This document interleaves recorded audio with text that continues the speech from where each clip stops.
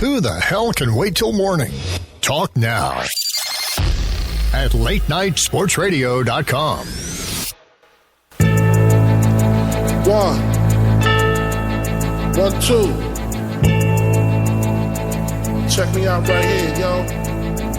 Yo, the sun don't shine forever, but as long as it's here, then we might as well shine together. Better now than never. Business before pleasure. P. Diddy and the fam. I am joined here tonight by Adam Wolf, comedy writer and co-host of the Taco Tuesday podcast. Adam, how are you doing tonight? I'm doing great, and you? I'm doing fine. You know, just got over the holidays. Are you happy that you don't have to walk on eggshells anymore with Merry Christmas, Happy Holidays, or do you not walk on eggshells? Do you do what I do, where I just kind of assume and hope everybody is Christian? For the most part, I just say Happy Holidays because I figure it just covers everything, and I just don't care if I offend somebody. Yeah. With the holidays, you know, my problem has been, you know, offending, different relatives, whether it be going too far in a game, saying something a little too over the line. Do you offend anybody during the holidays? And if so, what is it that you offend people with? I just think I try to stay away from politics. I have very conservative family members, and I'm a little more liberal. So I can't talk about anything politically. Donald Trump especially. And I do have more of a adult sense of humor than most people, so I have to keep my mouth shut at work. So I basically just don't talk at work or around my family. That must make the days go by pretty quickly. You know, make them a lot more comfortable when you can't really say anything without offending people. You know, I was, you know, the Trump thing. I mean, we can talk about it now. I don't really care, but my thing with Trump is it's almost like, okay, when is this going to end? And I don't think it's definitely not going to, because, you know, it just feels like his whole thing is to prove how stupid America is. He says something racist, his numbers go up. He says something sexist, his numbers go up. You know, if he just, he's pretty much showing that if you toe the company line or toe the political line, your numbers are going to go down. Yeah, and from the very beginning, I mean, when he first declared that he was going to run, everybody was waiting for that shoe to drop, you know, where he was going to go over the line and, you know, get chased out of the race. But like you said, it seems like the more ridiculous he is and the more offensive he says, the better he's polling. I don't know what that says about us as a country. Or maybe it's just who they're polling. I know they use landlines to call people to do the polls, so maybe they're just calling old racist people. So he's leading in the polls, but he's leading just with racist old people, I guess. I don't know. Yeah. Pulling the South. I mean, basically, yeah, anybody that still has a landline. Yeah. So, yeah, it would be old racist people. If you're Trump, do you even get out at any point, or do you just I don't really feel like he wants to truly be president. Do you? I think it's all show business to him. I was reading an article, I think yesterday, that was talking about the parallels between when he was dealing with WWE in the wrestling to his presidential run, and it's almost the same thing, where he's just he's talking about making things great again, and he's just calling everybody else names and nothing really substantial, or and to me it's about fluffing his own ego and selling books and his television shows, and I don't know if he actually wants to be president or not. I don't know if I want that. I definitely do not, but it's strange. Would looking at Trump, do you think do you think it's a bigger setback for the Republican Party as far as what he's doing right now, or the Romney campaign? Well, if he wasn't leading in the polls so much, I would say definitely Trump. But I mean, he's clearly doing something right to be able to say the things that he's saying and still be leading in the polls. But from what I read in the past, you had this far out, you've had Rick Perry was winning, Ross Perot. I mean, you've had a bunch of people who in the end did not end up getting elected. But I don't think anybody has been as popular as he has and said the things that he has and still has been in it. It just blows my mind. I cannot understand it. It makes, I think, I don't like Trump, but I do like the fact that he started bringing, these politicians are so robotic that when they have these debates, when he's there, like, he pretty much eliminated Rick Perry from the, not that he was, a huge front runner or anything, or that he had a chance, but he was pretty much done after Trump made fun of his glasses. And then Trump making fun of Jeb Bush when he's like, when Jeb started coming after him, he's like, this is the tough Jeb that we're going to have to deal with tonight. I thought, I think the way that, Trump's gone about it with bringing personal insults to the debates, I found that very entertaining. Yeah, he is. He's definitely really good for the comedy world, the entertainment world. He's inspired probably hundreds of jokes for myself, and I'm sure other comedians. But I do know that his direct competition with some of these guys like Rick Perry and Jeb Bush have helped knock them out. But I mean, there's at one time I think 16 or 18 major Republican candidates. So I mean, eventually all those guys somebody was gonna knock them out, or they were just gonna run out of money or something. So I'm not sure how much Trump had to do with directly with all that, or if it was just attrition that was eventually going to happen anyways. Looking at in the I guess Democratic Party, I don't Hillary, Bernie Sanders. I mean, I feel like both parties, it's kind of a crapshoot right now with what you're getting. Oh yeah, there's no clear winner. I kind of like Bernie Sanders because he doesn't seem to have the same lobby groups in his pockets. But it's one thing to be on the campaign and say you're going to do something and then actually do it. I don't think any politician actually does that. So. Yeah. All right. Well, off of politics for a second here.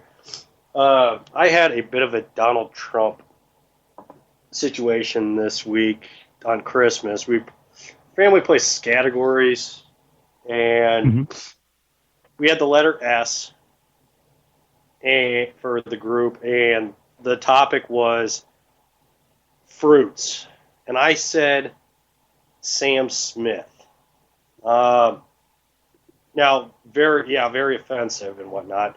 Not a single laugh, and I wasn't even given the points for it being considered a slur, using fruits as a slur. Would you consider that a slur or just poor taste? In my opinion, it's just poor taste. But it seems like these days, no matter what anybody says, somebody's going to get offended. So I just think it depends on the person. Do you think there's anybody, who do you think is the best comedian right now at clean comedy? Because I can't really think of anybody right now that is where you can really say, oh yeah, that's clean cut. That the next Seinfeld, somebody that's clean. I can't really think of one out there right now. I feel like it's kind of everybody is being wildly offensive. Yeah, I would say probably Brian Regan. He's been around for a long time, he's still touring, and he's as far as I know, he's completely clean. And he's just a professional. He's got a reputation as being a great comic, on stage and off stage. So it's really the only one I can think of. Like you said, everybody seems like the biggest names, Louis C.K. and Hannibal Buress. They all have some type of offensiveness to their jokes. In comedy in general, what is the toughest part? It's a lot easier in comedy to be, to have your niche where you can, if you're a woman, you can talk about these certain issues. If you're black, you can talk about these certain issues. If you're just a regular white guy, how much more difficult is it do you think it's more difficult to stand out as a white comic, or do you think it's, if you are, associated with a certain group, it's more difficult to stand out? I think it's difficult for everybody to stand out. For a person at my level, where I'm not a touring comic, I do a lot of local shows. The problem is that people don't come out to see me, so I have to try to come up with material that works at every place I go. But I do think that is a struggle. That no matter if you're gay, if you're white, if you're black, whatever your shtick is standing out is the big. And the problem is that I'm from Austin. There are hundreds of comics, and there's so many talented comics, and how do you stand out in that field, even on a local level, let alone on the national level? It's super tough. And obviously it's not easy to do, because there's, not everybody is a touring comic. Not everybody is nationally known. So, I would say it probably is a little more difficult if you're just, a regular looking white guy than, if you have something special about you, you're really fat, or you're gay, or whatever, whatever your thing is. But, I think it is difficult for everybody, though.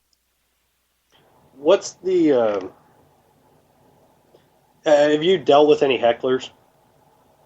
I have, not to the extent like you see some of these videos on YouTube. But I kind of deal with hecklers the same way I deal with trolls online. I'm very passive aggressive with them, and I try not to, let them get control or to lose my anger right away. But honestly, I haven't had too much experience with hecklers. I did read a story passed along on social media within the comedy world. A white comic, I can't remember what city he was in, used the N-word on stage, and a black comic jumped on the stage and punched him in the face. So that's probably the most extreme heckler story I've heard in a while. What do you think is more difficult to deal with? A heckler, like to regain your focus on what you're doing, a heckler or a disinterested audience? I would say for me personally, I think disinterested audience is the toughest, because with a heckler, if you know what you're doing, you can shut them down. I mean, worst case scenario, the bar management or the club management may pull that person out of the show. But if the crowd is disinterested, at times it can be a struggle for an individual comic. And if you have a whole show where the crowd is just not laughing, they're just not into it, it can make it harder for every comic on the show. So, I would definitely say a disinterested audience.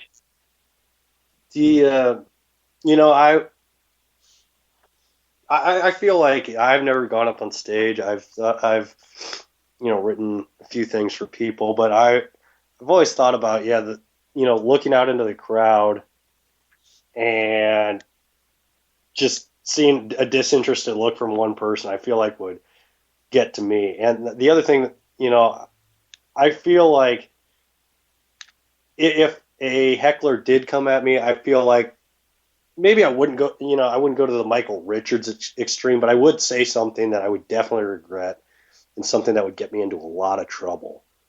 And it wouldn't even have to be, be black heckler. It could be, a female heckler or something and calling her, something misogynistic or something like that. I just feel like I would go down that. I would get sucked down a path I didn't want to go down. You do have to be careful because if you go after, if somebody just responds to something and they're not being too disruptive and you go after them too hard, then the entire crowd may turn on you. So it's kind of I guess you could say a science. You kind of have to balance it between preventing the heckler from interrupting your show and disrupting the show, but also you don't want to go too hard and get the crowd against you, which I'm sure you've seen videos. There's heckler videos where, for example, Bill Hicks, I think there's one where he starts cursing at the crowd and they all start getting up and leaving, which is when you're trying to make money for a bar with a comedy show, that's the opposite of what you want to do. Since you've started doing comedy writing, getting up on stage, when you watch on Comedy Central or on Netflix or whatever it is you watch on, when you watch different performers now, or when you go to the club to watch, the comedy club, do you watch it with a different eye now that you've actually gone up on stage? Do you more so study it, what they're doing versus, do you have a different eye for it? You definitely do. You notice, you try to pay attention to how they organize the entire set and then individual jokes. A lot of times when I'm watching somebody's set, it'll jog something in my head and kind of give me an idea for a joke or a premise. But even just the whole entire show, you're paying attention to, the host when he gets up there, because you're going to be hosting yourself and you want to see how they're doing, and just how the comics deal with hecklers. I mean, everything that they do up there, you can see how the crowd reacts and you kind of learn from that. So even if you go to a show where you're not performing, in my opinion, you're still getting something out of it that an audience member would not. Since you've started, have you, is there anything that, that you've seen backstage or actually, no, a better question. Have you learned how to use swearing to your advantage, whether it be on social media, in your set?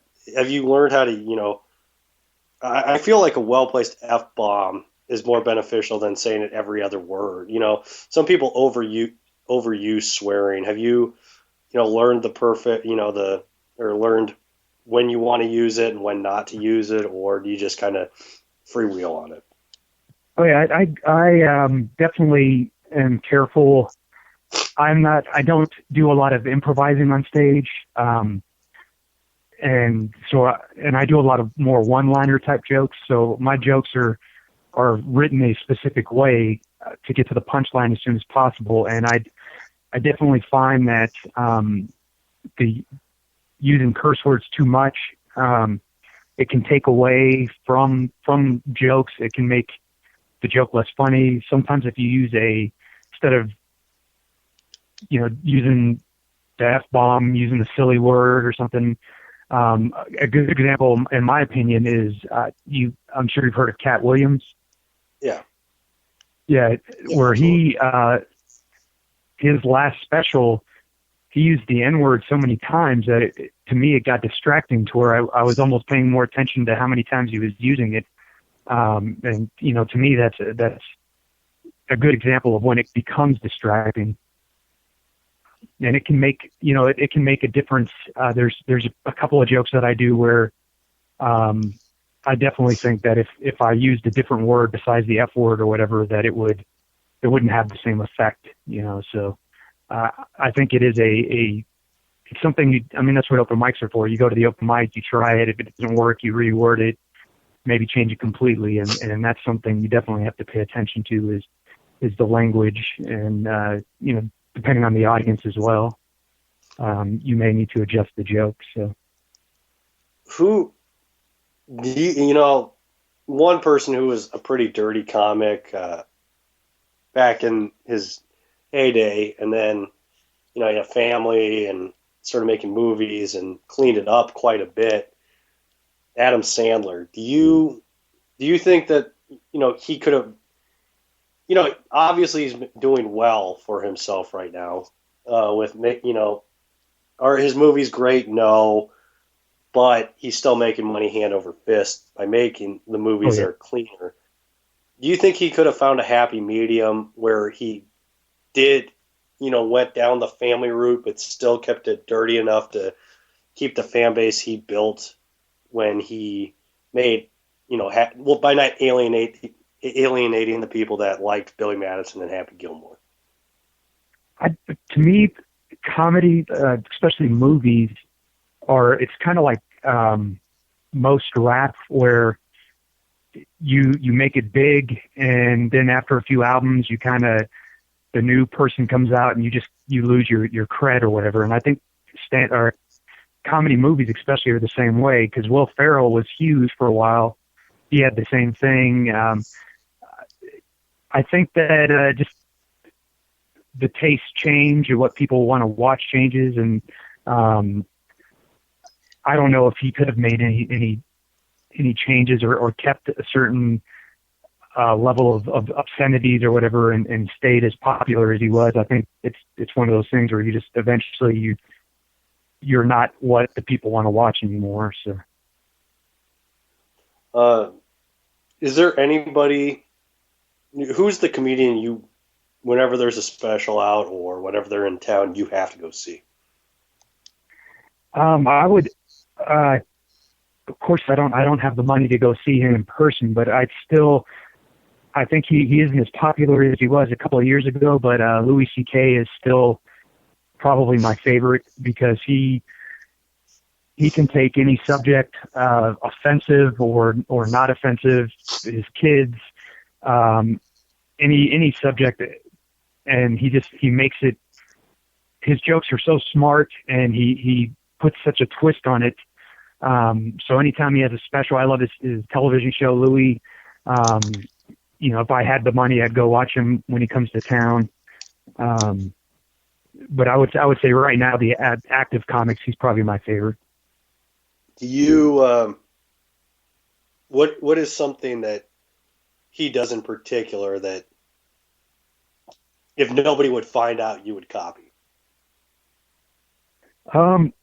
What I like about him is he can take, and I'm trying to emulate it. I don't think I'm always successful, but he can take topics that most comics would, it would be too offensive for them to do a joke about, and he can turn it into something funny and meaningful and smart. And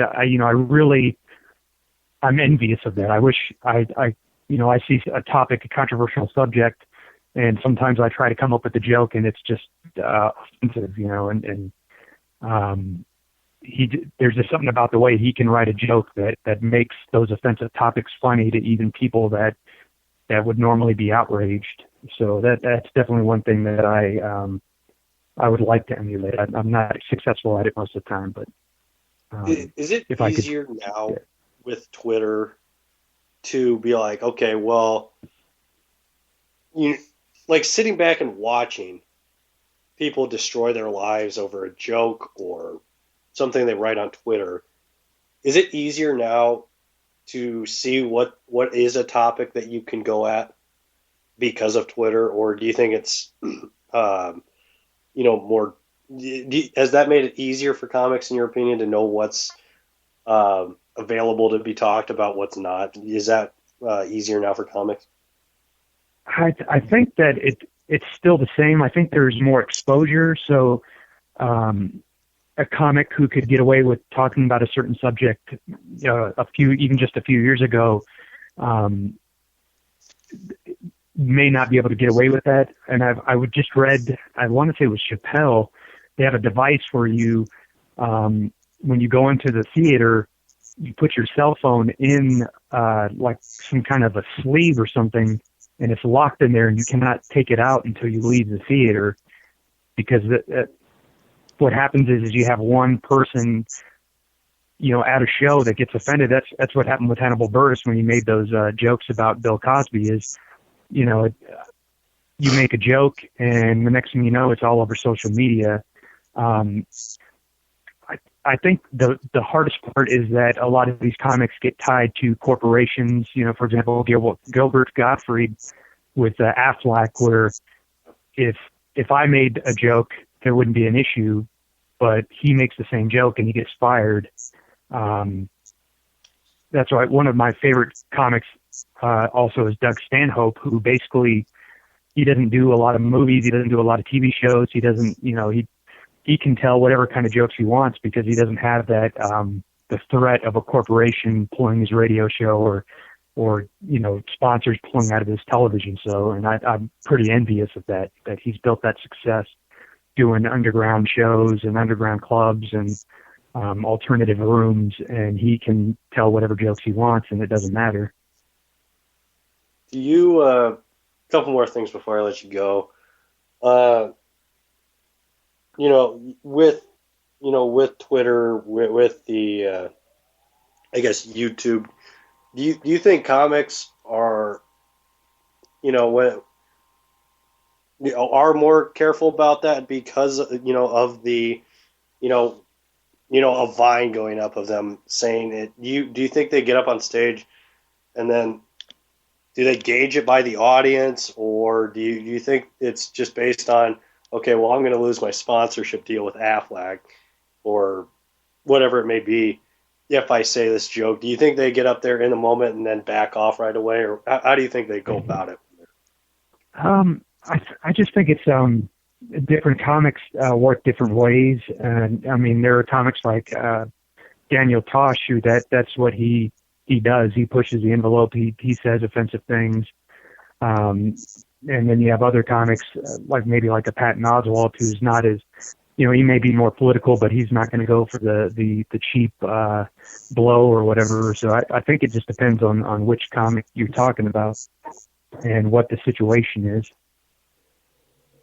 Well, Adam, before I let you go, do you want to tell everybody where we can find you on Twitter, the internets, your podcast, all that good stuff?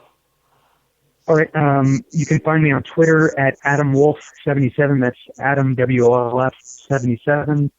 You can search for me on Facebook at Adam Wolf on there. And I do the Taco Tuesday podcast, and our website is www.tacotuesdaypodcast.com. That's about it. All righty, Adam. Well, I appreciate you coming on. I'd love to have you back on again, talk some more comedy. And it was a good time. And we'll be right back here with John Maloris of 87 Sports Fans here on the Bob Sullivan Show here on LateNightSportsRadio.com.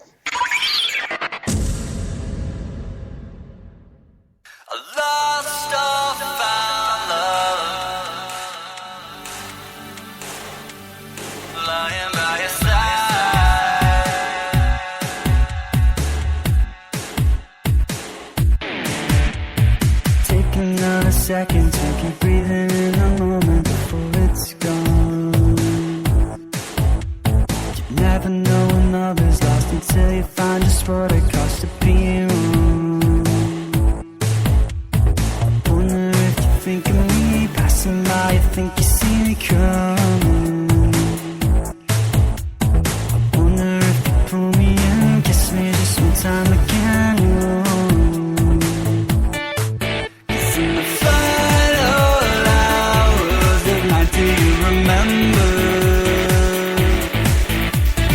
Lost or found, lying by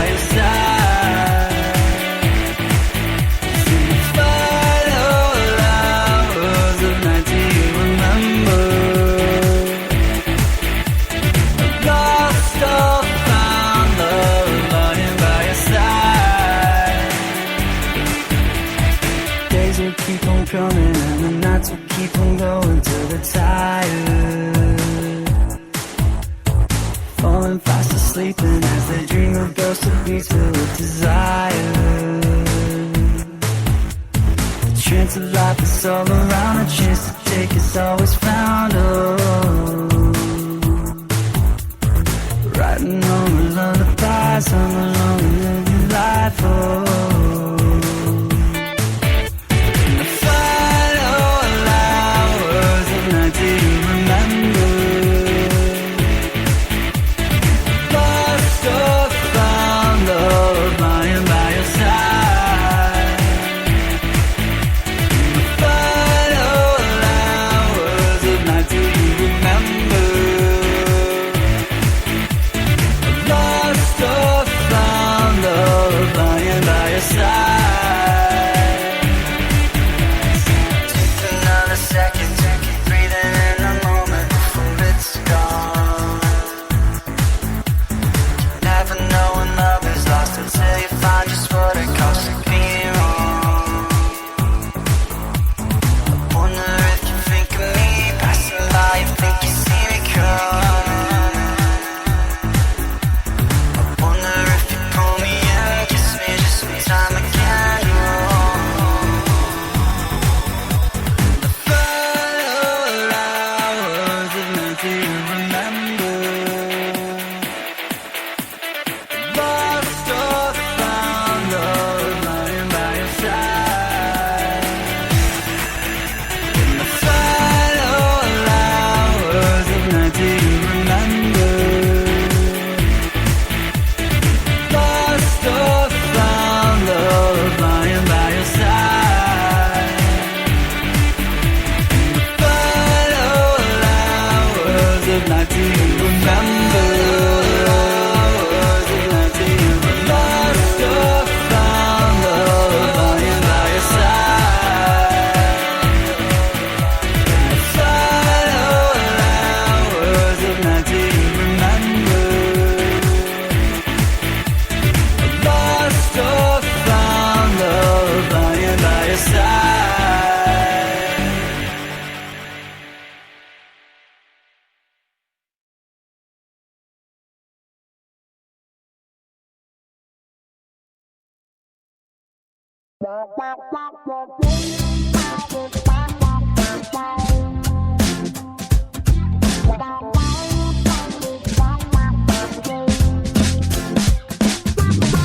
Baby, you're a mystery. Tell me what's a girl gotta do. Looking at the history doesn't seem to give any clue. Just when I think I understand it all, you seem to unravel some more. Ooh, la, la, ooh, I never known nobody like you. Ooh, la, la, ooh, now I know. Baby, you're down the neck. Ooh, la, oh. Yeah, you keep me guessing, I'm confessing now, well, baby, it's true. I never know nobody like you. Baby, you're an enigma. Baby, you're a riddle, I'm caught up in the middle of you. I'm trying to think bigger, but I can't seem to figure it through. I wanna make it better, but now I'm scared of looking a fool. Oh, baby, no, I've never been very good at playing it cool. Just when I think I understand it all, I find I know nothing at all. Ooh, I never known nobody like you. Ooh, now I know. Baby, you're an enigma. Ooh,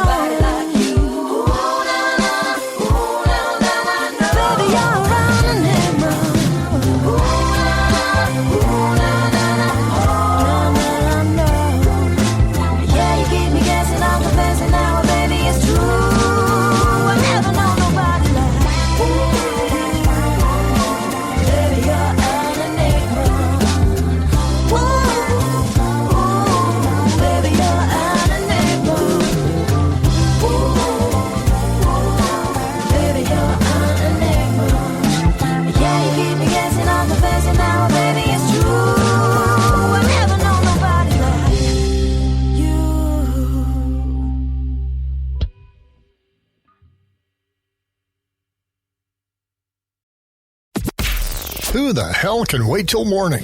Talk now at latenightsportsradio.com.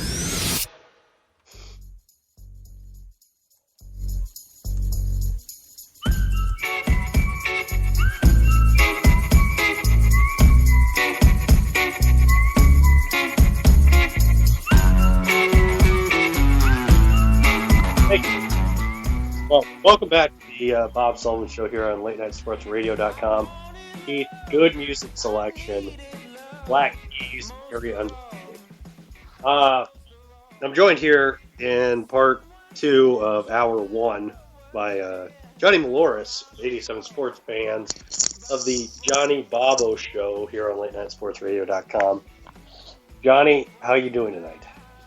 Oh, let me tell you, sir. I'm doing well, but I have to say I was impressed with. That was a pretty good intro by you.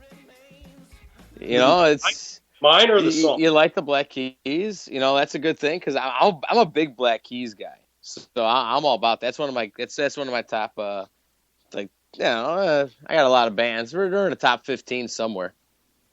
Their lead singer kind of has a Buddy Holly type look to him too. Yeah, Dan Auerbach. You think so? I don't know. I know they were. Tad. I'm not. It's not a criticism. Actually, I like it. Yeah. Kind of almost too much like it, but you know, he looks. He's got a Buddy Holly type. It's almost as uncomfortable as my Mark Grody man crush. Oh, you're thinking of their drummer. That's what you're thinking of. Yes, he looks more like Buddy Holly. Yes, that's what I'm thinking of. But they're, I believe, correct me if I'm wrong. Okay, so when they're all together as a group, it's the Black Keys. But I think when they're like, it's just two of them. I think they're called 10 Cent Pistol. Is that band? That might be a different side project because technically, it is. But I'm right. just saying that's what. Yeah. Well, yeah, no, actually, like the Black Keys are just the two of them, and so with the drummer, the guy looks like Buddy Holly. He had shoulder surgery, so in the meanwhile, Dan Auerbach has created a band called the Arcs, which are actually pretty good, and it sounds a lot more like a lot of his solo stuff before he got together with the Black Keys. So that's good, and he actually lent his talent and also his producing skills to the KG Elephant album, and their one single off of that album does sound a lot like some very, very much Dan Auerbach inspired, I should say. Yeah. So okay. We'll see how that goes. We all know I'm not a big Elephant guy, but I feel like at least with they're in good hands with Mr. Dan Auerbach, and I wasn't terribly turned off by the one song that I did hear off their new album. Yes. Okay. Yes. I agree with that. Was way more in depth than I was expecting to go with that conversation. But yeah, I'm sorry, man. I'm a big Black Keys guy, and I love music. So I was just talking about how crazy my Spotify list is. If you look at like recently played stuff, I have my own playlist. My playlists rock. Every song is a hit, right? Oh yeah, I love the Spotify. But with that, but if you look at recently played, I mean, I have like, you know, Metallica, Tool, Chopin, to the Black Keys, to the Pixies, Joy Division. I'm all over the spectrum, you know? Yeah, well, I'm all over the spectrum, too. See, like, it's tough to, when you're riding shotgun and a girl's driving, first of all, that's the scariest moment of your entire life as a guy. Oh, yeah. No, that never happens for me. I'm a driver. I like to drive too, but I also like to not do any work and just kind of like with sex, just sit on the bottom. Good at it. Let her do all no, but I like to control the radio, and you get to do that shotgun. Yeah. And so with Spotify, yeah, it's usually me guessing what type of music she likes and me being wrong for, you know, a 10-minute car ride. Every 10-minute car ride is basically like a dog trying to figure out how to not piss off its owner. That's what I'm trying to do on Spotify when I'm in the car with my girlfriend or a girl. Oh, you I'm have trying to act whatever it is. Well, no, and that's probably the funniest thing too. Like, okay, so my girlfriend and I'm like, we both love Radiohead, the Pixies, and the Black Keys, and they're also in a bunch of other bands. But like, I'll be playing these fantastic Spotify playlists, and every now and then I put on a track it's cheesy, it's funny, like our Valentine's Day show, right? On the Johnny Bobo show, we ended up playing like some Lionel Richie. I'm pretty sure we played some Rick Astley. But it's all about like those funny songs. I enjoy the hell out of them. They remind me when I was a kid. You know what I mean? Hearing those songs, and plus they're just funny. It's hard not to enjoy a funny song. You know what I mean? But I'll be playing some music sometimes, and she'll like immediately turn after one song, and be like, "Oh, change the station. I don't know what you're playing." Blah blah blah. I'm like, "Hey, listen, we all love the same music. It's so I got one bad song that you don't care for, but that's a tricky situation, man. You're driving in a car with a woman driving, and you're choosing the music. That's dangerous right there, man. They're very emotional creatures, women. Well, okay, take this one. Put this one in your pipe and smoke it. All right then.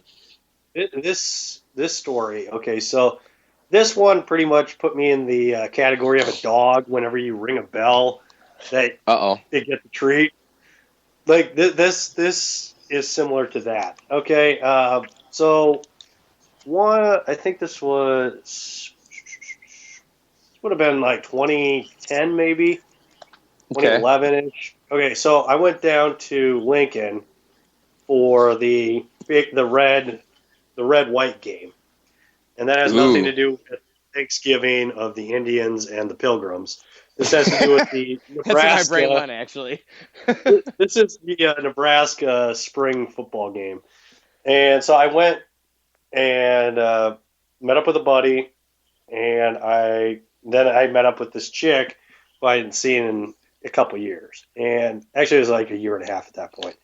But so we went. Wait, to a party. how the hell? I'm sorry to interrupt your story. How the hell did you maintain a relationship that long?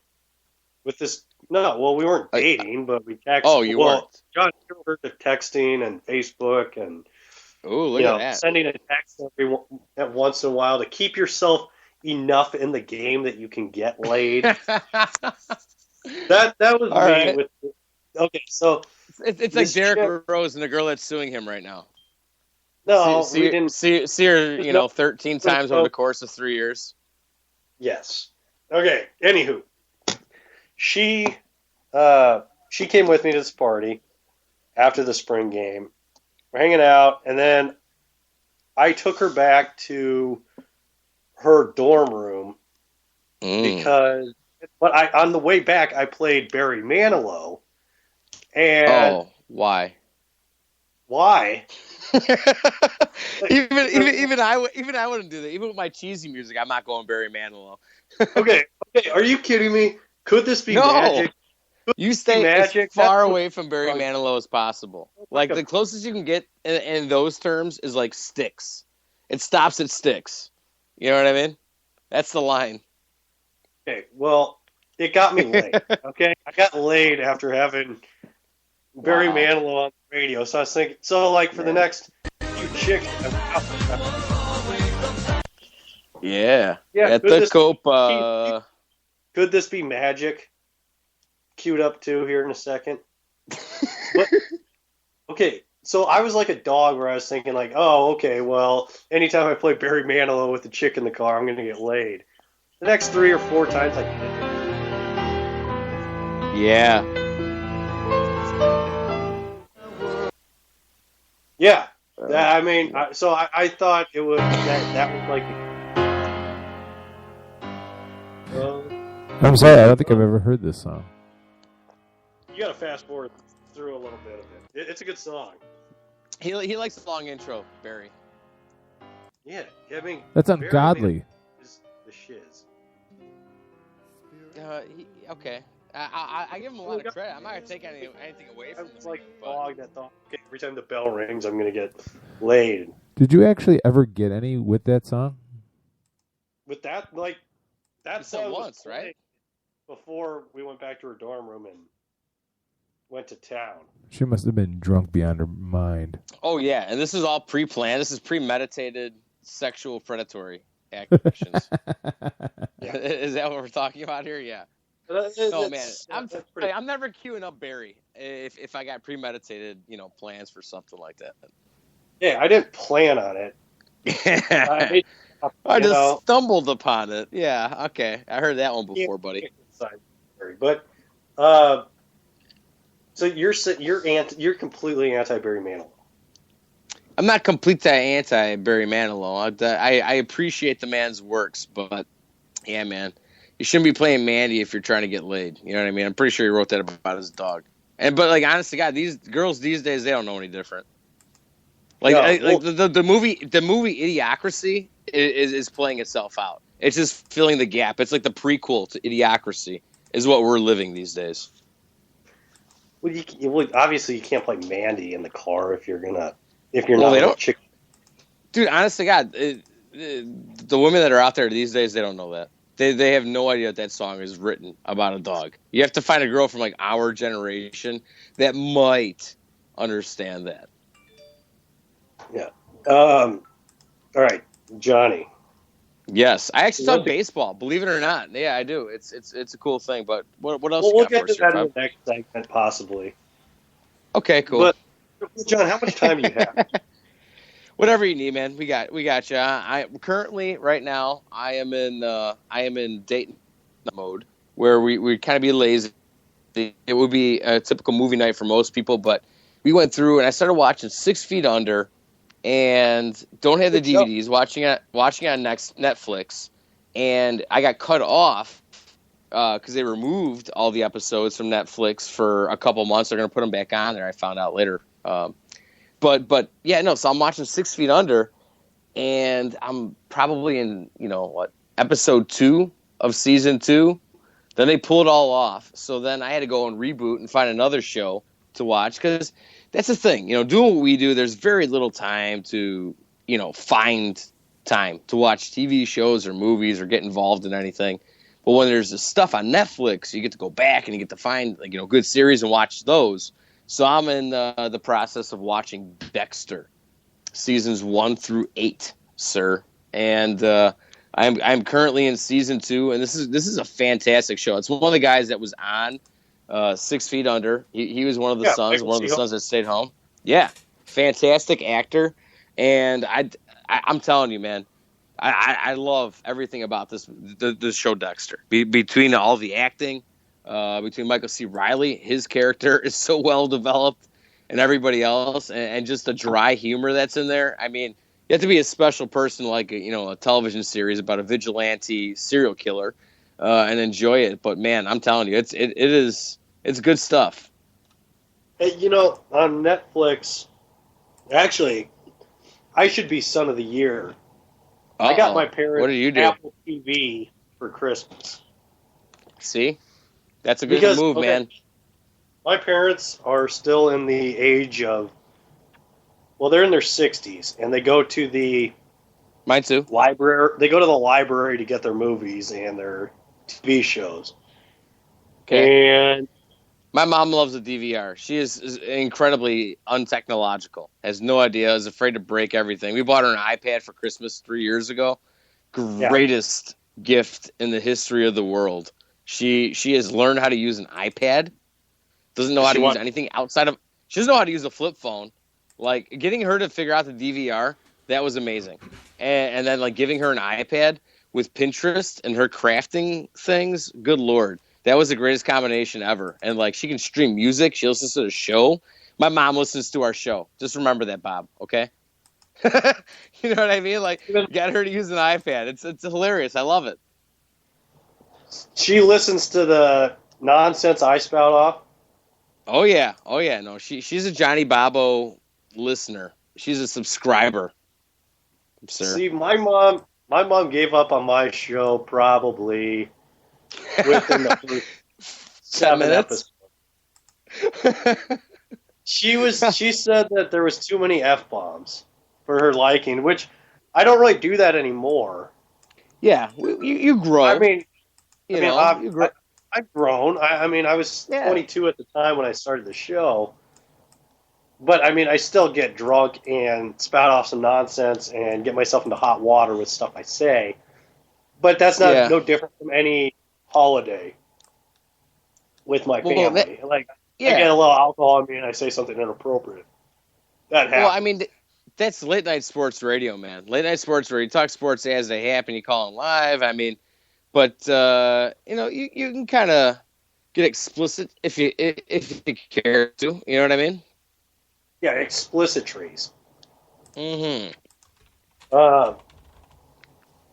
Which Well, I so- still, it's funny because I get a heaping scoop of crap from my family about, oh, well, you just talk about, you talk about sex and you cuss and all this stuff. And it's like, well, okay, that may happen. I don't do it all the time. And two, I have coaching jobs at 2 different high schools in Omaha. So, Yeah. obviously I'm not, maybe I'm offending you people, my family, but I'm not offending the wrong people.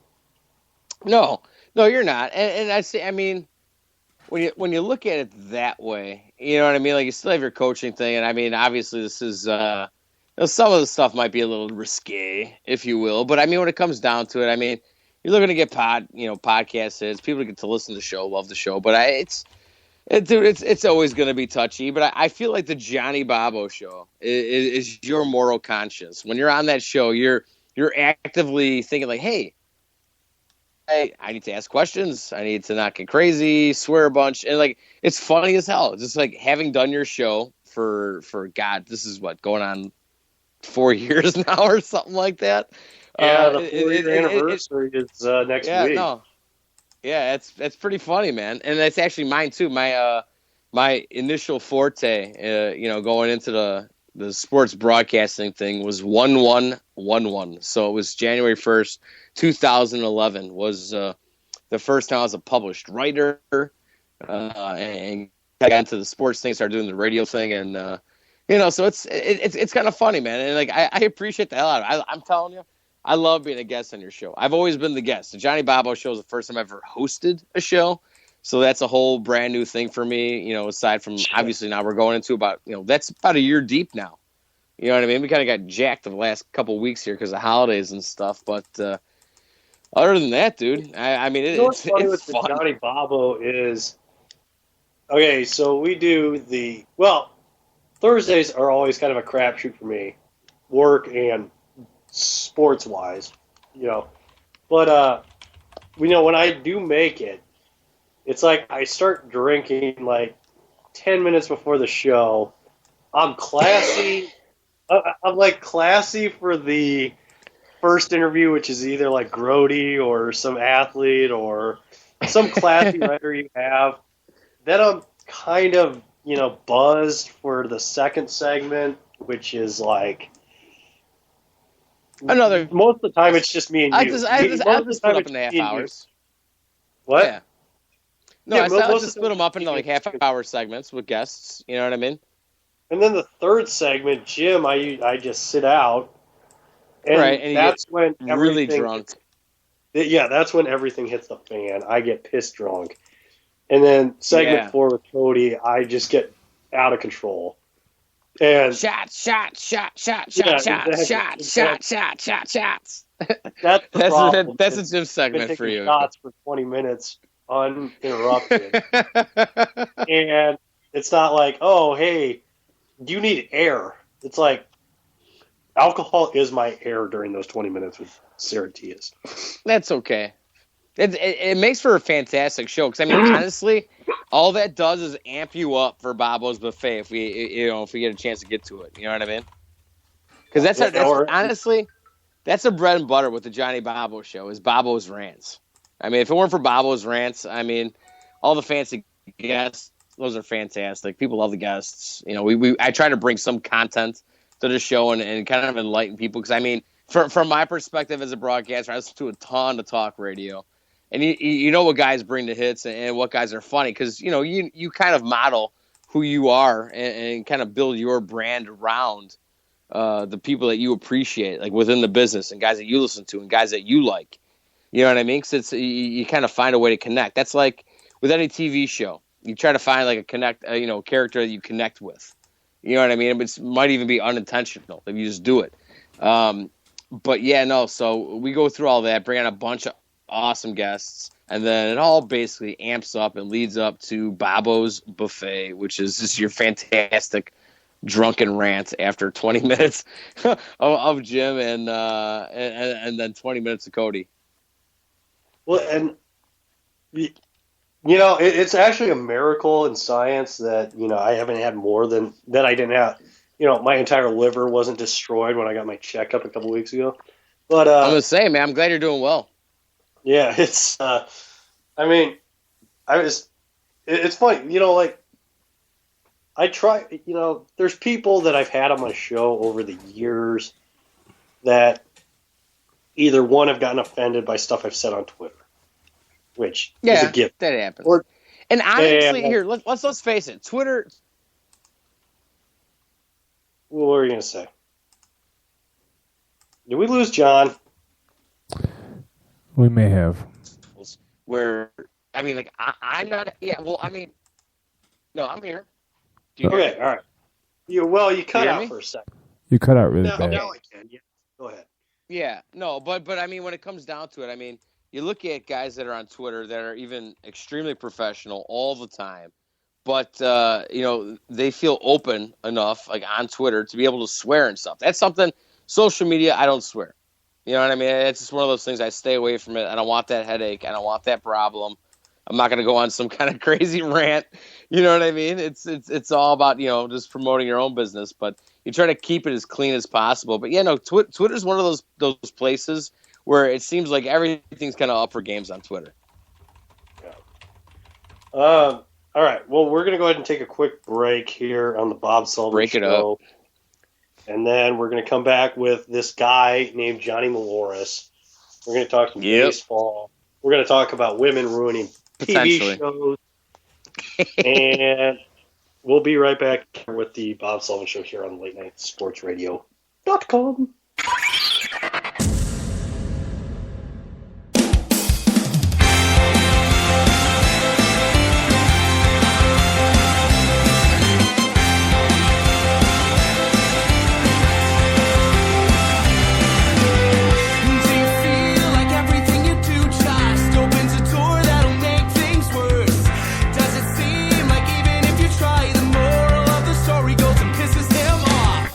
Maybe I could offer up an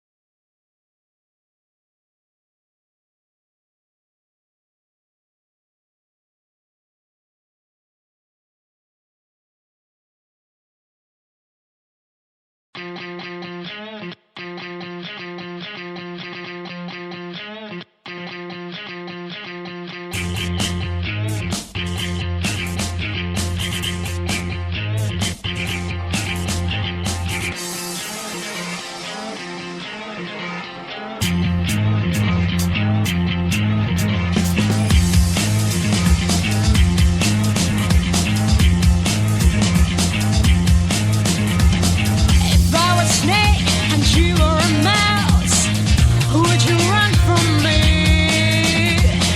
Should we stay forever apart? Would you make me free? I don't really care if you love me. Hold my heart at last.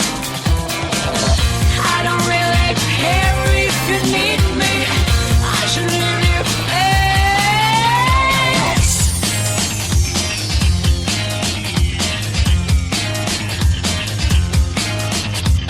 If I was a snake, I would be so wise. Never let you in. Would my life be terribly nice? Would my poison kill? I don't really care if you love me. Hold my heart at last. I don't really care if you need me. I should leave you fast.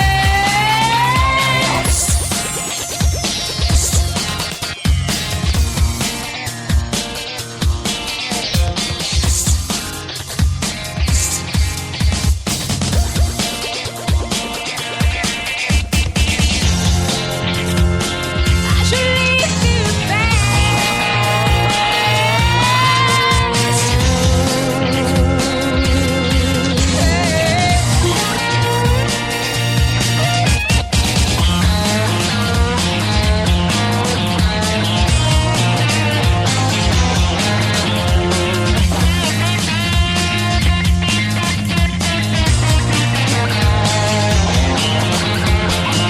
I don't really care if you love me. Hold my heart at last. I don't really care if you need me. I should leave you fast.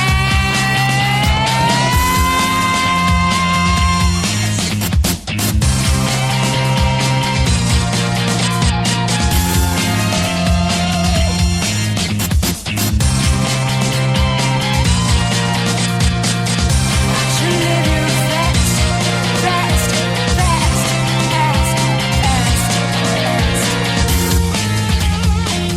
I should leave you fast.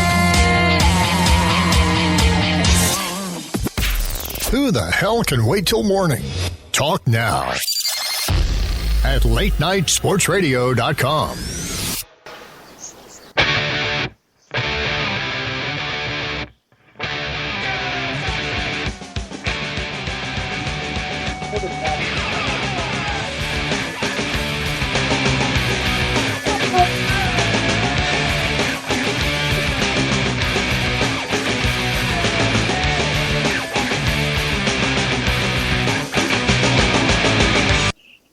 Great coffee shop.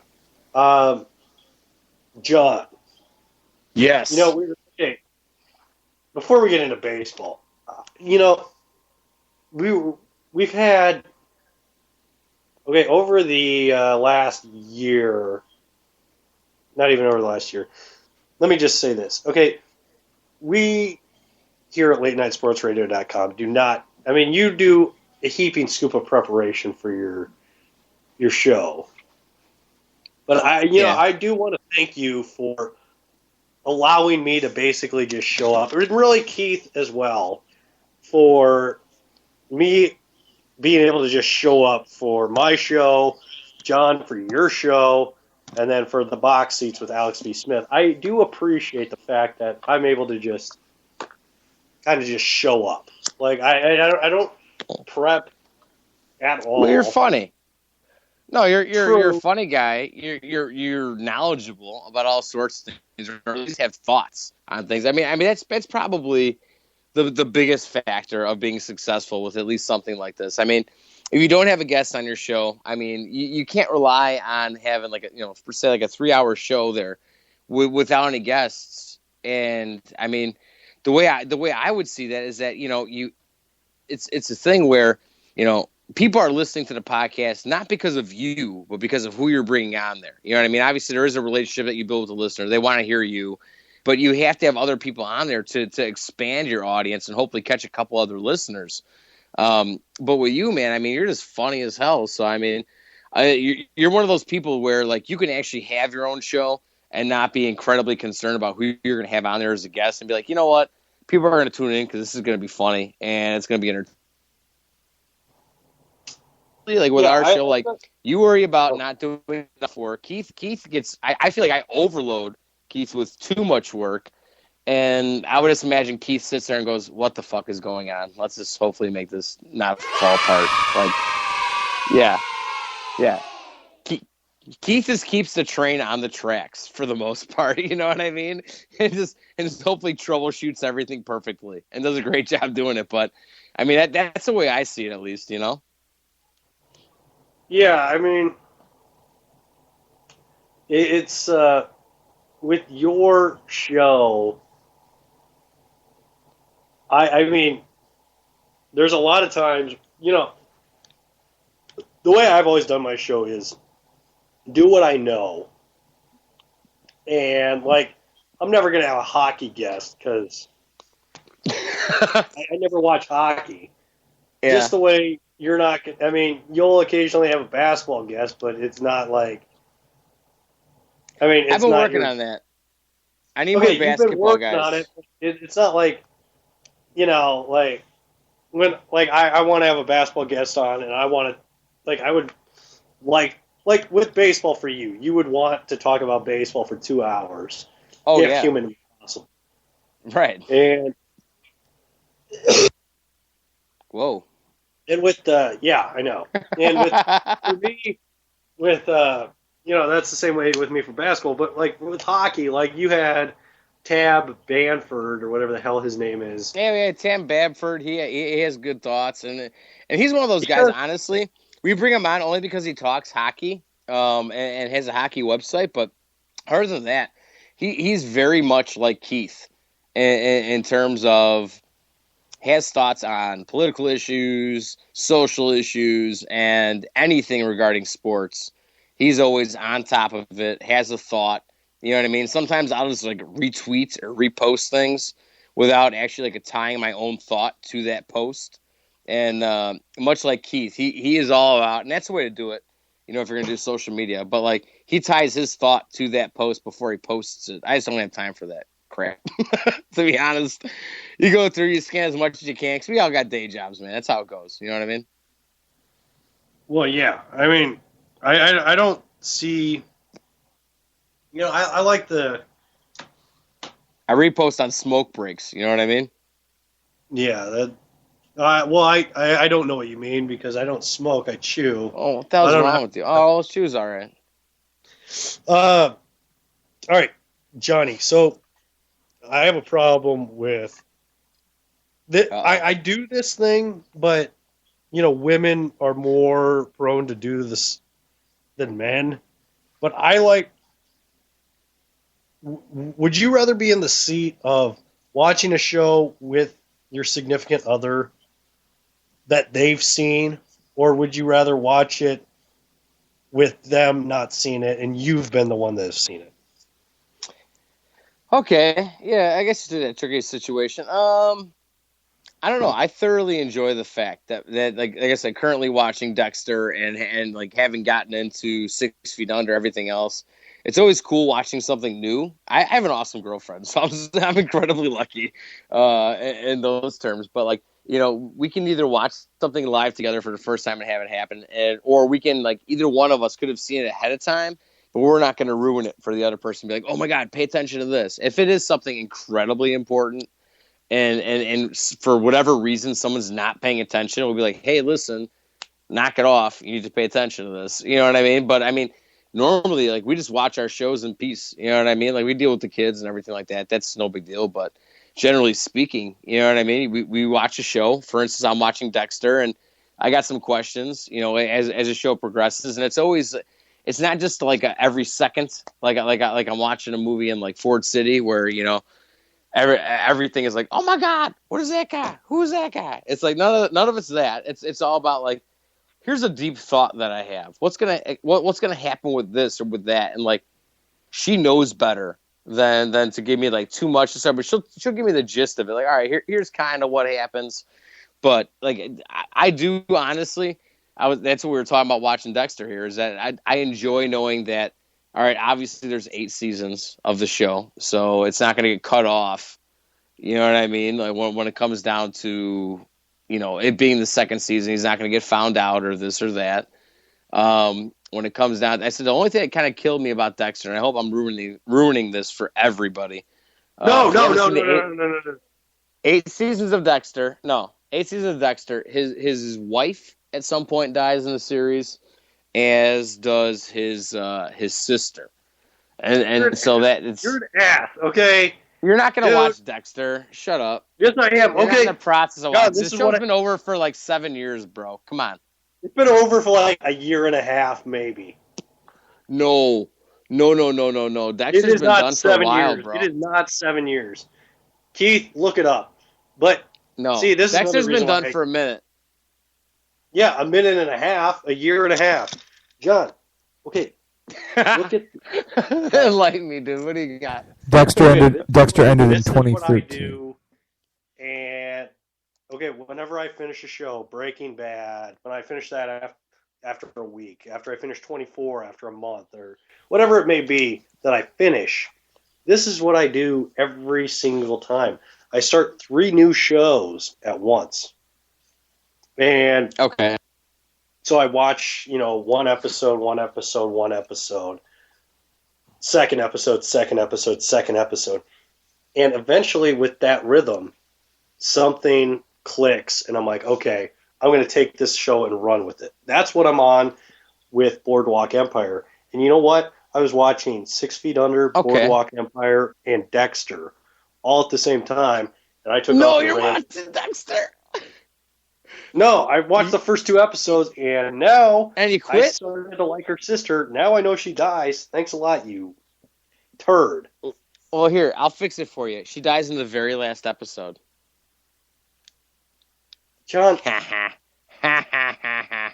you So, just but said it- that you only watched like 2 seasons of it. Yeah, Correct? well, exactly. Yeah, no, I haven't seen her die yet. I'm only in season 2 right now, probably episode 6 or 7. Yeah, no, don't boo me. It's fine. The show. When did the show end, Keith? You gave us a number there. What was it? 2000 what? 2013. 2013. Okay, show's been over for 2 fucking years. Okay, so at this point, I mean, you either watched it or you didn't. If you're listening to this podcast, I'm sorry if you're watching Dexter. Tough shit. I mean, it's one of those things. But when it comes down to it, man, I mean, like for me, it sucks. That was what I was telling her. It's nice to know and kind of get the inside advantage as to kind of knowing what's going to happen with certain things. That's very general. It's a specific thought, but it's a general question where, I had this whole thought in my head, and I'm like, all right, how is this going to happen? How is this whole thing going to wrap up? It's I don't know. It's okay. It kind of chaps my ass a little bit knowing she dies, but it is what it is. See, my issue with with watching shows, binge watching shows now. Well, like I just watched the show Making a Murderer on Netflix. Fantastic show. Won some awards, apparently. It is an awesome show, but it took all my power to not go Google about the case that was going on, because that would have ruined the entire show. And see, that's my issue with binge watching shows is I get so keyed in, I'm like, okay, well, who the hell is this actor? And then I go and IMDb who that is. It's like, oh, well, they only make it through 3 episodes. Oh, okay. Well, right. So that's my issue with binge watching shows. Other than that, I love it. But yeah, I hate I hate both positions, because one position of you watching. Okay, if you've already watched the show and you're like, oh, you've got to watch this, like this one girl that I was dating, I was like, "Oh, you got to watch Eastbound and Down. This show is hilarious." It is. It is, but that wasn't really her type of humor. So like you're looking at her the entire time, like, "Oh, you find this funny," and then you're like, "Is this show really even that funny?" Yeah. Or on the other hand, where my girlfriend wouldn't get that. Like we have the same sense of humor on so many different things. You know what I mean? That's why, like, whenever she tells me that a movie or a show is good, I trust Kate. Kate's on the money. But I mean, Eastbound and Down, I would recommend that, but I wouldn't recommend it to her because, like, it is funny. She would probably enjoy certain parts of it, but there's way too much baseball humor in there for her to like to appreciate it and find it funny. You know what I mean?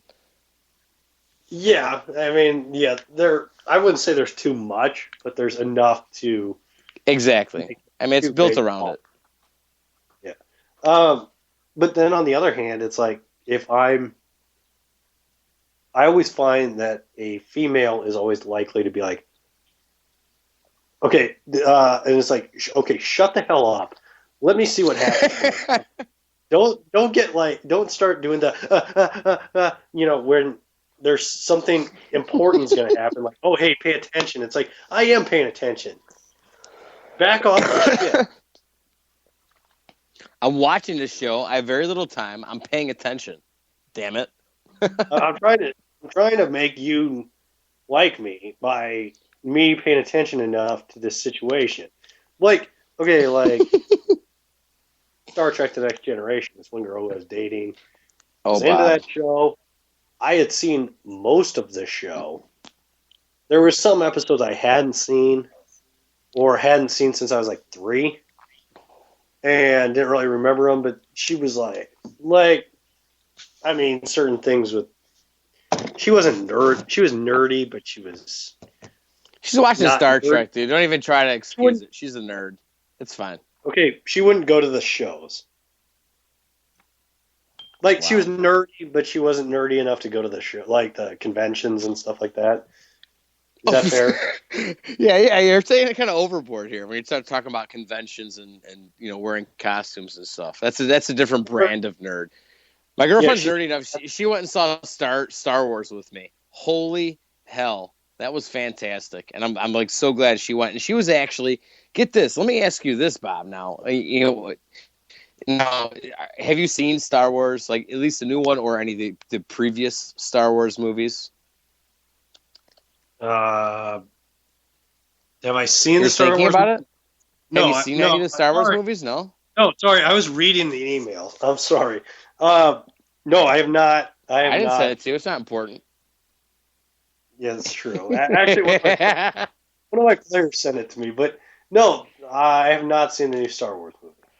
Okay, but have you seen like the first 3 and then the 3 that followed that were the prequels?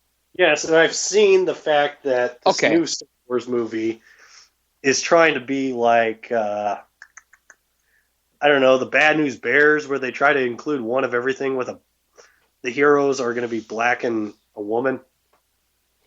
No, it's fine. No, that's not the situation at all.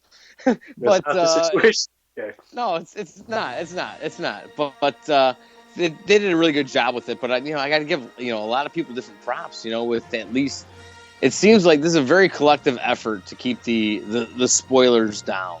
You know what I mean? And like I said, my girlfriend, she was willing to go out there, but here was her deal. She was actually the guinea pig with the Star Wars in the background. 'Cause it's amazing. There it is.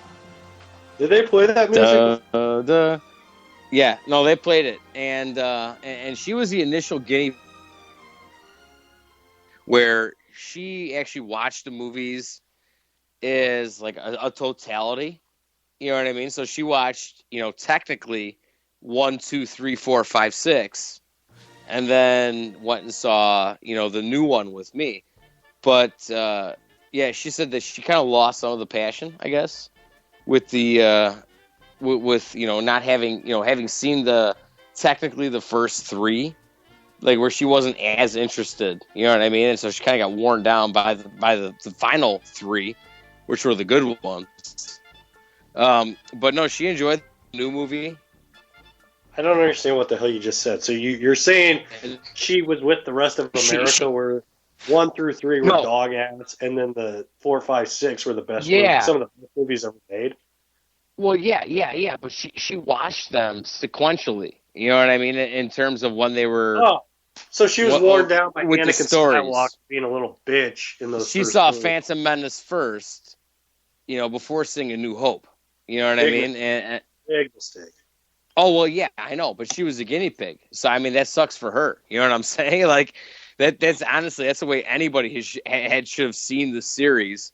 But that was the way she saw it, unfortunately, and it kind of lost a little bit of luster for her. But having seen the new one, she's all about it. So she's back in. Okay, I was thinking. Okay, I was thinking you were saying like she went to the theater and sat there for 24 hours. Oh no, this was like a sit down. Like, this is how I she bought saw a it in real DVD life. set. Right. Okay, and that ruins it for anybody. I think you can't watch the Disney first, 1 through 3, and then see like the actual first 3 movies. You know what I mean? See, I feel like it's very. I have a friend whose parents are. A friend, air quotes. Yeah, that's funny because I actually Carry did on. that. I actually did that. I'm saying it. Not that there's a camera on me, but Because we love each other. We know that. We feel we have the force between each other. yeah, You I can sense that kind of thing. and his parents were like, "Oh, have you seen Star Wars?" I was like, "No." And they're like, "Well, probably not necessary." And I was like, "Why is that?" And they're like, "Well, it's just it's all stupid and made up." It's like, well, of course it's made up. And you think what's going on in this movie is going on up there? And Yeah, no, maybe in another galaxy, Yeah. far, Well, far away. I Because was like, well, they're religious, and I was like, oh, just as made up as your what perception. does that have to do with anything? Well, because I of what got I you. just said, because of their perception of heaven. Yeah. And so then we got into an argument over religion and Star Wars and what's fake and what's not.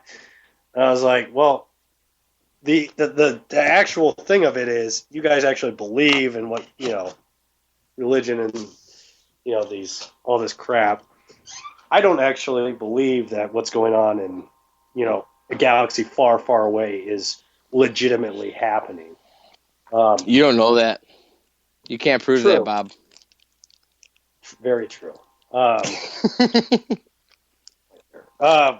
on that note, we're going to go ahead and take another quick break, and then when we come back, we are going to talk some more garbage and menial bullshit here on the Bob Sullivan Show. Potentially baseball. Potentially.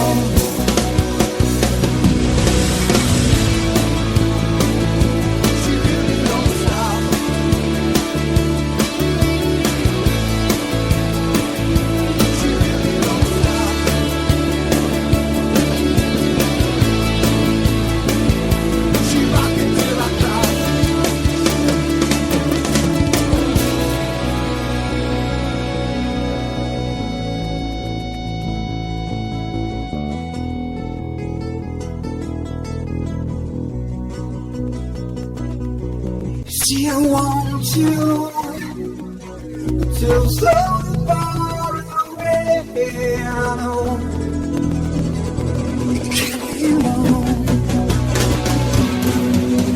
Can't walk away from the things you say, the things you say, yeah, the price you pay, the price you pay for love. Can't walk away from the things you say, the things you say, yeah, the price you pay, the price you pay for love. No, no, no. Can't walk away from the things you say, the things you say, yeah, the price you pay, the price you pay for love. Can't walk away from the things you say, the things you say, yeah, the price you pay, the price you pay for love. Can't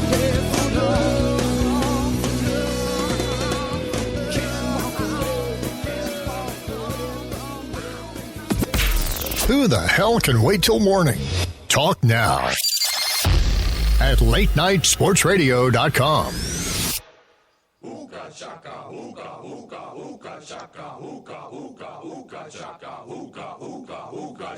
I can't stop this feeling. Welcome back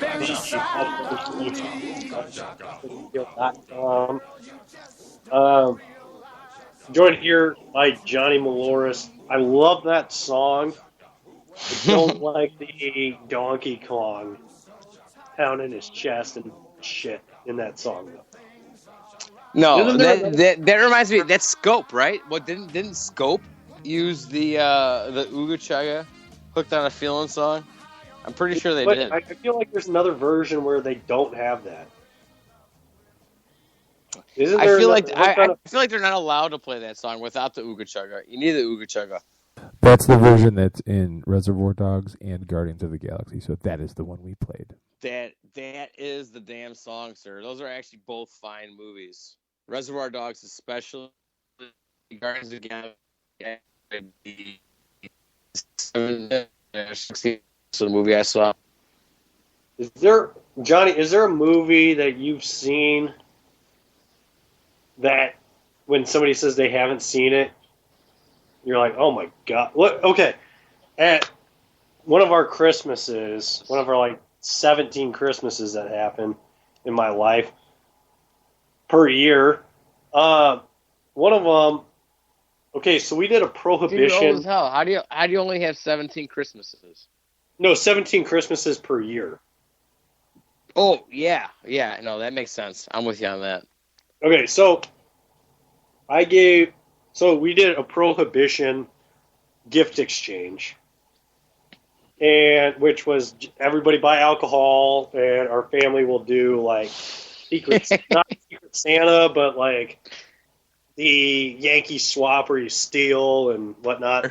Anywho, Yeah. I bought a whiskey that I drink during my shows that is not good whiskey, but is like $7.95 at the local gas station. Other people bought like moonshine. Other people in my family brought like legit alcohol.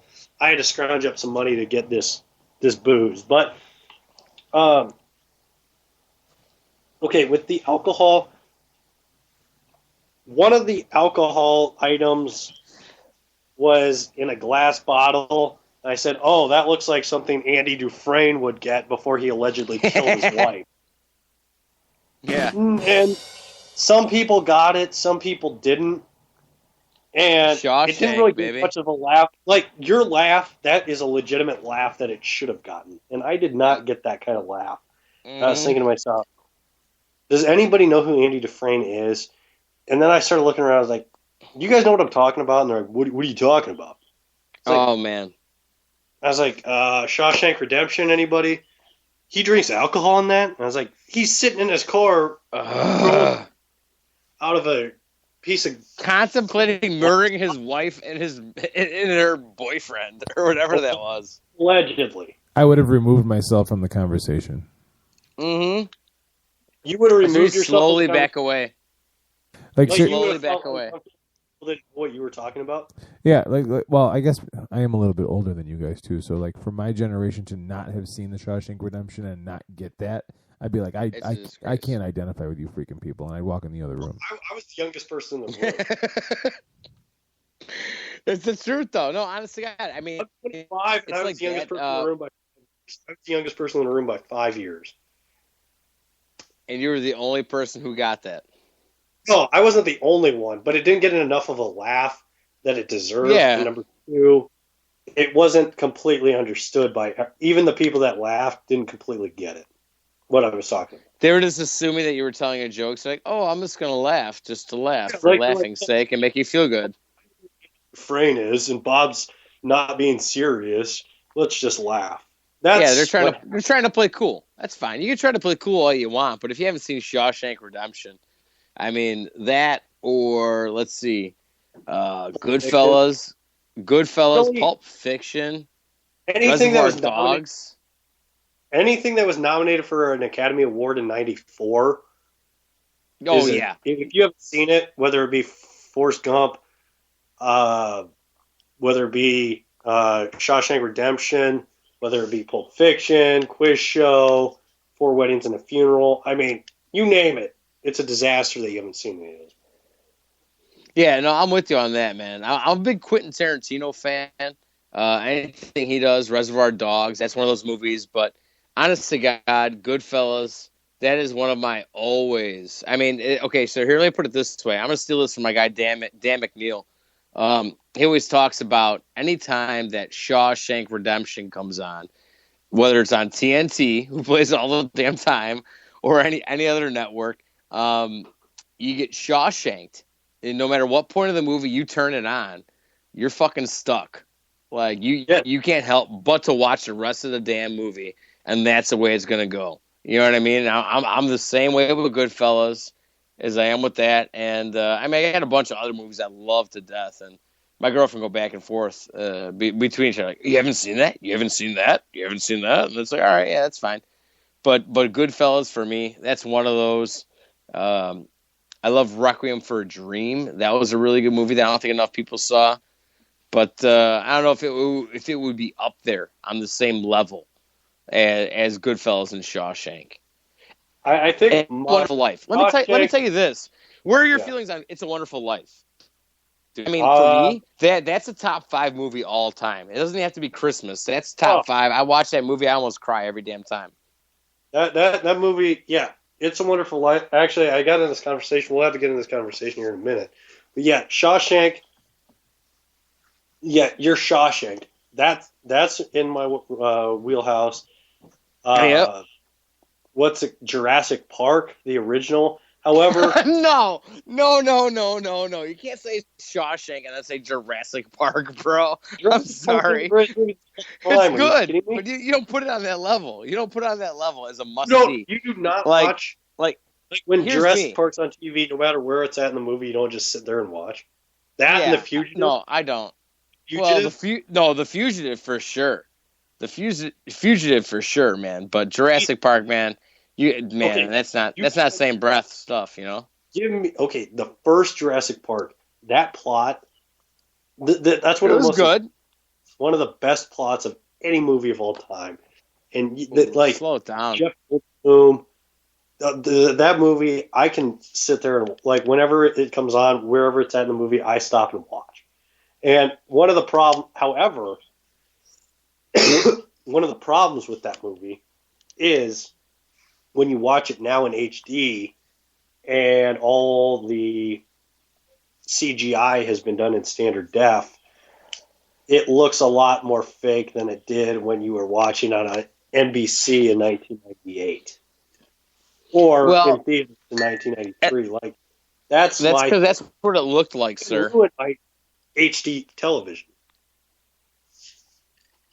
Because That's a personal problem, Bob. 8-year-old watching I'm sorry, dude. Jurassic Park and almost crapping my pants, being so scared, like, holy shit, that looks like a real what a dinosaur I assume looks like. Now That's a That's a T-Rex eating Newman out of the bathroom. Yeah, now I mean, it's a now great movie. I love Jeff Goldblum, bro, but still. You can't act like that movie's a complete joke, though. No, it's not. But I mean, it's not on that same plane, though. I mean, here, what was the other one for me? So we're going through that. I don't know. I lost my train of thought, but Fugitive. The other one for me is Something About Bob. oh, I love that movie. Oh my god, and that's actually going to be part of our intro. I'm Groundhog sending that- Day. Those 2 I'm sen- movies. Yes. Anything Bill Murray is fantastic. By the way, if you haven't seen Saint Vincent, holy hell, that is a movie you need to see. And I'm going to send part of our intro for the Johnny Bobo show. I'm going to send it all to Keith because Keith works miracles on air live, but he also does stuff behind the scenes somehow amongst his regular job and being a fantastic father and doing other stuff. Finds a way apparently to be a producer and mesh all the fantastic clips I say from our show and everything else. And what about Bob? There's a scene where Richard Dreyfuss is screaming, "Bob, Bob, wake up, Bob!" And it's pretty much a 5-minute clip. I chopped it down enough. I'm sending it over to Keith. That's going to be part of our intro. I'm promising that. I love that movie. That's one of the best movies ever made. And how about Yeah, Scrooge? leaving the guy out in the middle of nowhere with a bag over his head. Mm. I mean, just how insane he goes. And, what's her name? What is going on? That was the Bob. that was the saline scene from What About Bob? Oh. What's going on?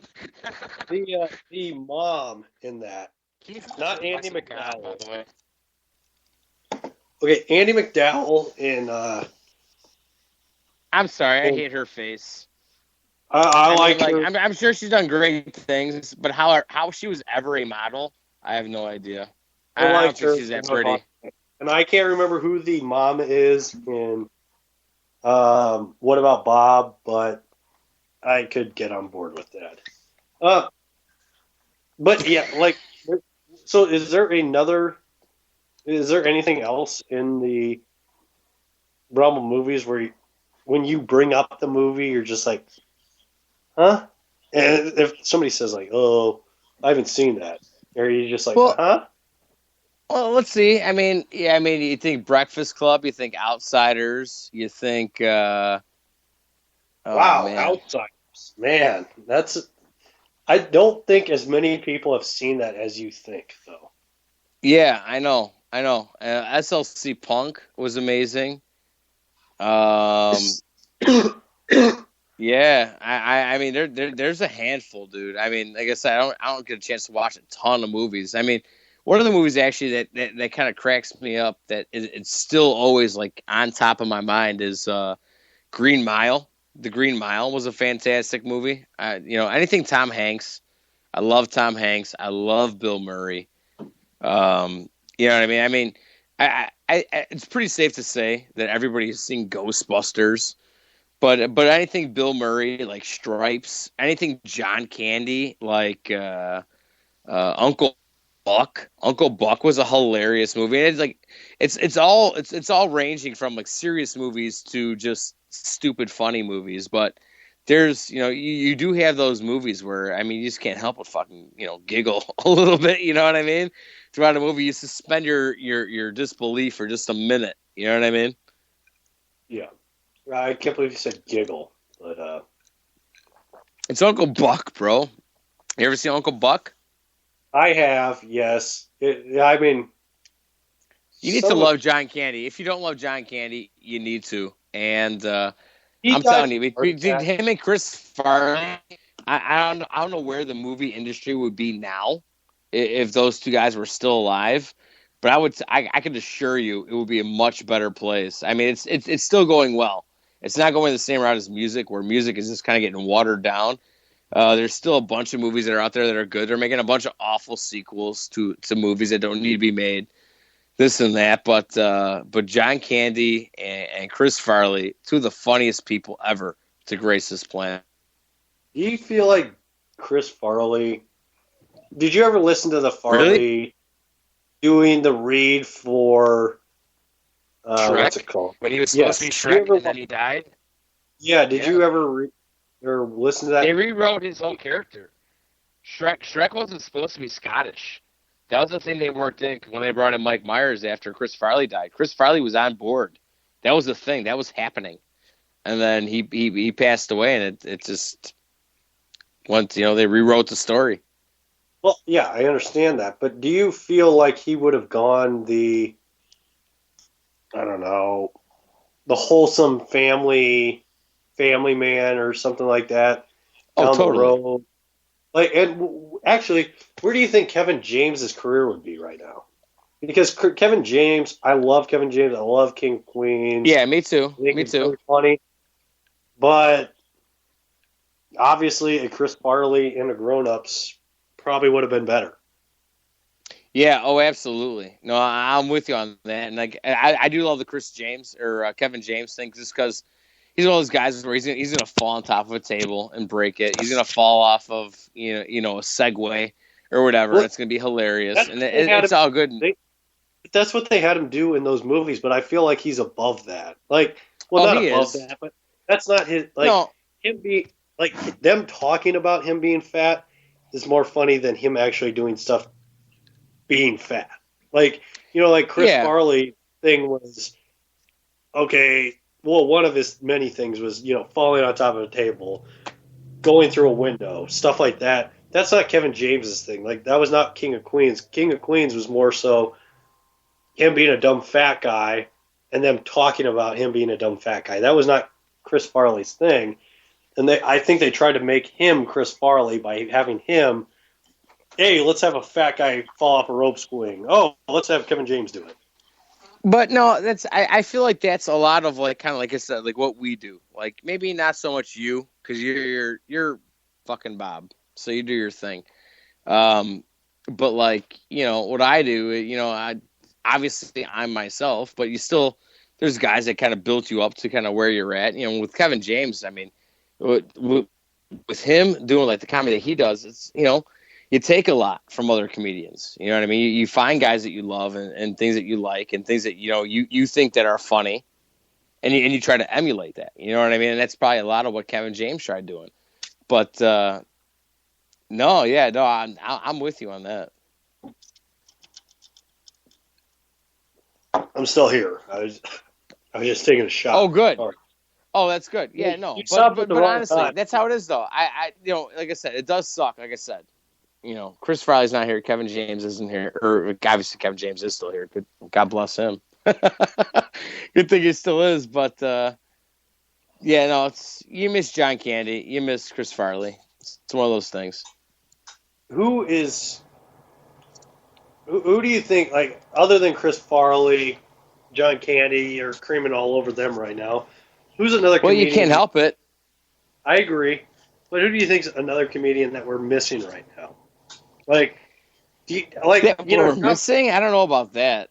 I don't know if I know enough to say a guy that we're missing right now. But one of the guys I feel maybe doesn't do enough work that's hilarious, and I actually was kind of a detractor for a while on Jim Carrey. But over the last several years, ever since like Eternal Sunshine of the Spotless Mind, holy hell, dude, that movie sent me flying and gave me like a whole new respect for Jim Carrey, and went back and loved everything else. So like, you watch movies, you saw Liar Liar and The Mask and everything else, but when it comes down to it, the guy's a fantastic actor and just a brain that you don't see in too many of these other people that are doing stuff out there right now. You know what I mean? And that's very much along the lines of what John Candy and Chris Farley tried doing. Well, there's a couple things with Jim Carrey. I feel like some movies that aren't totally appreciated that he did. One, The Cable Guy. Yeah, I totally. love that movie. Man on the Moon, about Andy Kaufman. I felt like that movie, was it the greatest biopic ever? No, but I felt like he did a really good job doing the Andy Kaufman. Yeah, the guy takes on a character. I mean that's those are the best actors, the guys that actually fully take on the role. And that was a role where it's a very specific guy, a very eccentric guy. You know what I mean? And somehow he was able to nail it. And whether or not you like the movie, that's one thing. But I mean, in terms of acting, it's spot on. Well, and the other one is Truman Show. I feel like people really dog that one because that was that came out during the time where he was doing stupid movies. Give him a chance to be serious. Yeah, give him a chance to be serious. It was like Stranger Than Fiction for Will Ferrell, where you're like, oh, wow. Like, Will Ferrell can actually act if he wanted to.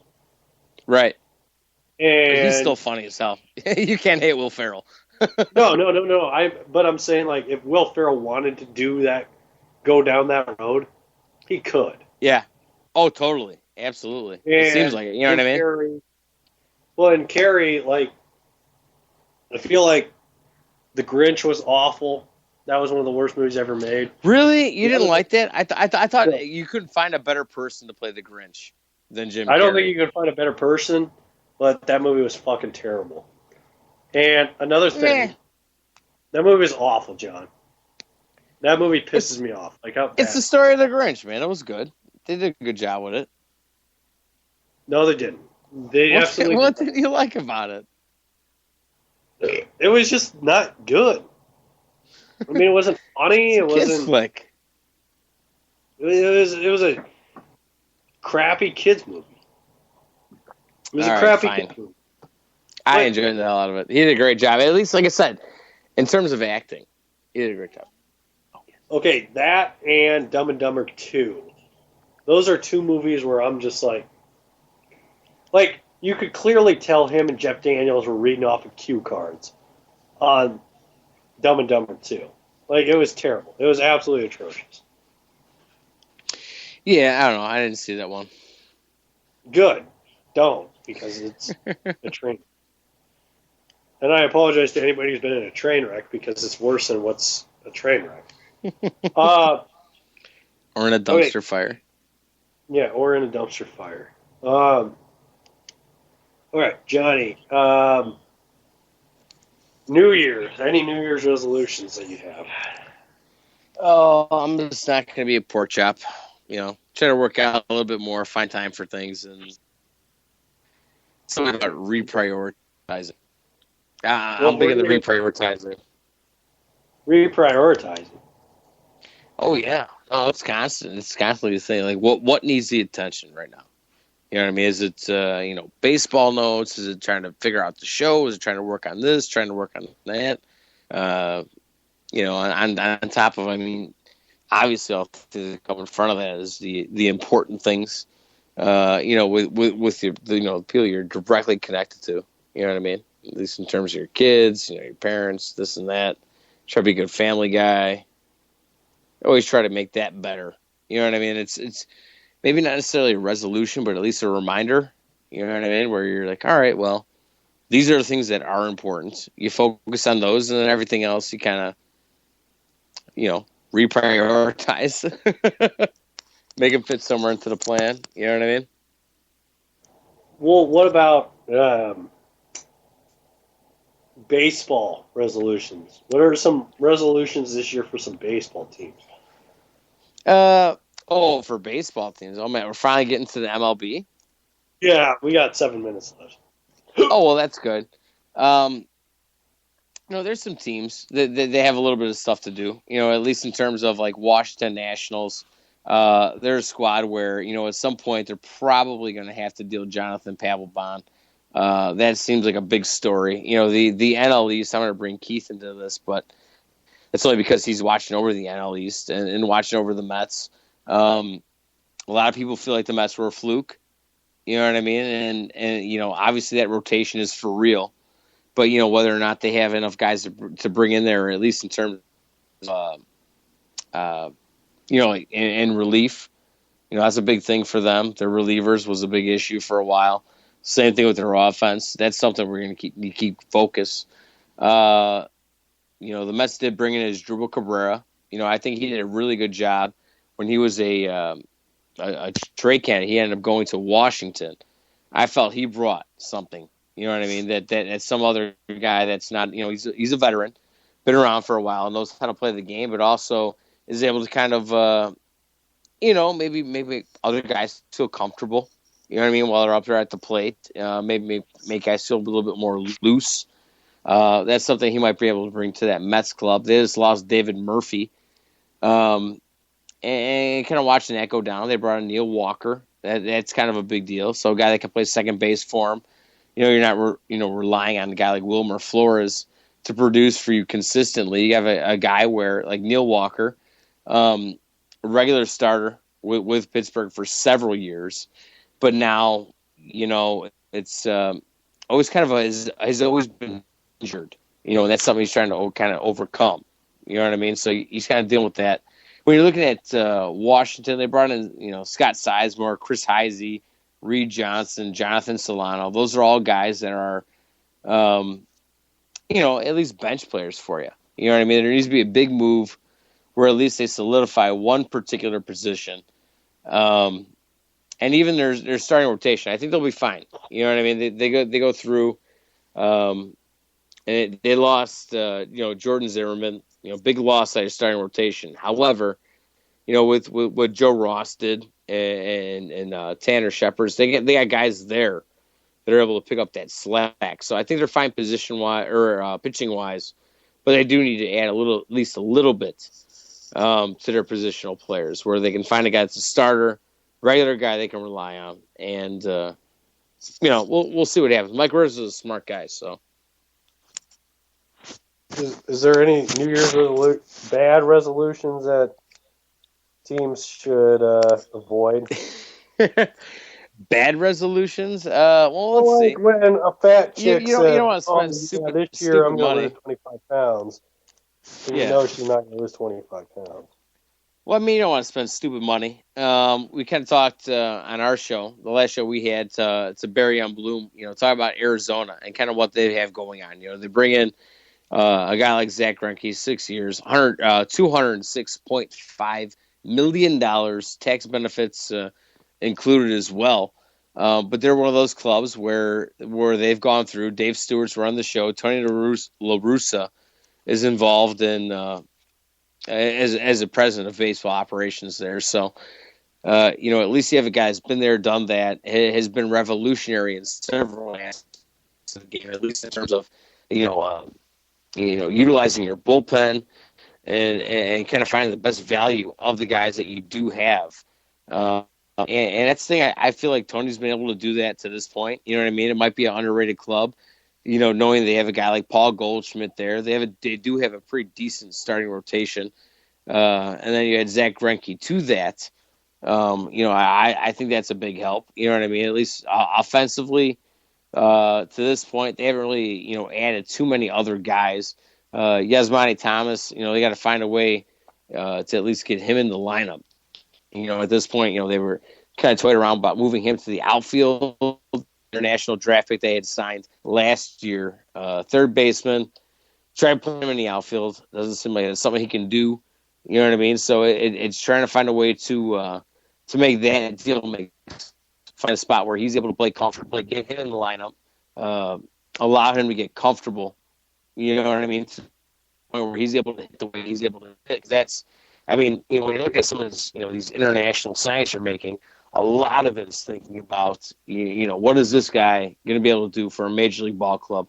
How is he going to translate? And it's something you can't really pinpoint. But if you can't find a way to get him into a major league lineup, you're never going to find out. You know what I mean? So you spend quite a bit of money on him. They're going to try to figure out a way to make him work. And if you're able to solidify some of the things with, at least the starting rotation with some of the leaders, it takes care of it. It's kind of your overhead when it comes to pitching. You know what I mean? When you look at, and all that. It works with Tom somewhere in the infield, put him back at third base, and kind of solidify the pitching, because otherwise, the there, the positional players for the most part, they could use some man yet. But overall, you know what I mean? That's one of the teams this year I'm keeping an eye on. I'm looking at Arizona. I'm looking at the New York Mets, just to see, how they're kind of able to recover and kind of upgrade at certain positions where, obviously there are weaknesses at this point. Well, Johnny, before we get out of here, for the last time of the year, you want to tell everybody where we can find you on Twitter, the internets, and all that good stuff. Johnny Malors, find me 2 N's, i.e. You can find me on Facebook. You can also find me at Malors, Malioris, on Twitter. I do a Twitter out there. At some point I'll do some writing for A7sportsfans.com. Keith, don't even bother pressing the button. Yeah. Get you down with the boo, because not things should be. We can find me there. You can find LateNightSportsRadio.com, Spreaker app, iTunes. Download and subscribe to the Johnny Babo Show. And you got me, Johnny, Keith. We'll bring in one more next thing.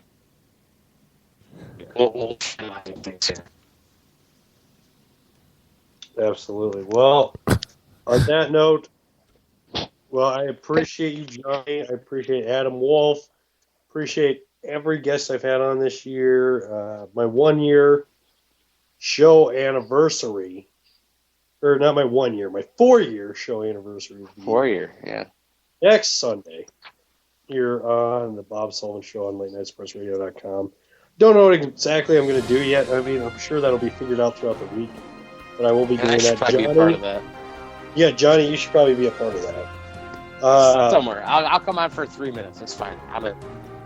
Yeah, absolutely. And love all of you who have listened, who've been on the show, who have criticized the show, or whatever it may be. I'd also like to thank Keith Grieve for welcoming me back to LateNightSportsRadio.com. He's awesome. And bringing the show back. And we will see you again next year, as is the lazy joke by a stupid teacher, by stupid teachers nationwide, who, whenever they don't see their students until the next semester, they say, see you next year. I will see you next year on the Bob Sullivan Show here on the .com. Love you all. Good night.